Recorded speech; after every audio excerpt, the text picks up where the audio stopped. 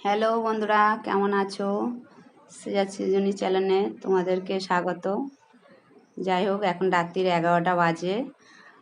আমাদের বাড়ির পাশে মনসা ঠাকুর বানায় একজন, তা সেই ঠাকুরগুলো খুব সুন্দর বানিয়েছে এবং কয়দিন পরেই পুজো। তা চলো সেই ঠাকুরগুলো দেখাবো।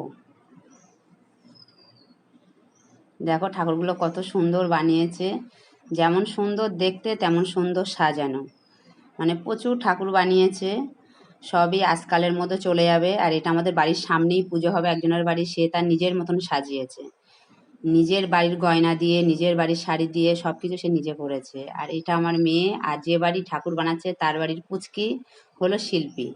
সে নিজে নিজেই দাদুর কাছ থেকে শুনে এসে নিজে নিজেই ঠাকুরের গায়ে রং করছে। দেখো ঠাকুরগুলো, সব ঠাকুর দেখার মতো, আর খুব সুন্দর প্রতিমাগুলো। দেখতে থাকো, ঠাকুরগুলো দেখাবো আরও। চলো দেখো, অনেক ঠাকুর আছে। শোনো, এটা হলো দুর্গা ঠাকুর, এখনো এগুলো রেডি হয়নি। আর এটা যেটা আমাদের বাড়ির পাশের পুজো হবে তাদের সখী, সেই মনসা ঠাকুরের। আর এইগুলো দেখো, খুব সুন্দর বানায়। এখান থেকে অনেক লোক অনেক দূরে দূরে ঠাকুরগুলো যায়। এটা এখনো আনকমপ্লিট, এখনো বাকি আছে হতে কিছুটা, এটাও বাকি আছে। আর এটা কালী ঠাকুর, জাস্ট বানিয়ে রেখেছে, কেউ অর্ডার দিয়েছে, এগুলো বানিয়ে রেখে দিয়েছে। যখন সময় হবে এগুলো রেডি করে দিয়ে দেবে। এই যে কারখানা, কারখানাতে চলে এসেছি, ওটা পাশে রাখা ছিল, সেগুলো দেখিয়েছে। এটা কারখানা বাড়ির মধ্যে। দেখো ঠাকুরগুলো, মানে যে যেমনভাবে গয়না দিয়ে গেছে তার ঠাকুরটা সেভাবে সাজিয়ে দিয়েছে, মানে দেখার মতন অসাধারণ ঠাকুরগুলো হয়েছে, খুব সুন্দর।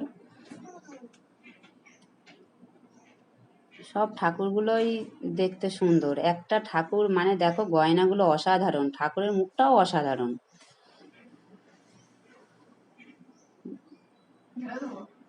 এখানে অনেকগুলো পুজো আছে, আমাদের নিমন্ত্রণও আছে, আমরা যাব। এই ঠাকুরটা দেখো, মানে সত্যিই মা। এটা হলো শিল্পী, ইনি হলো মেন শিল্পী। ইনি ব্যস্ত কাজে, ওই জন্য তাকানো। ওকে বাই, আমার চ্যানেল এই পর্যন্ত।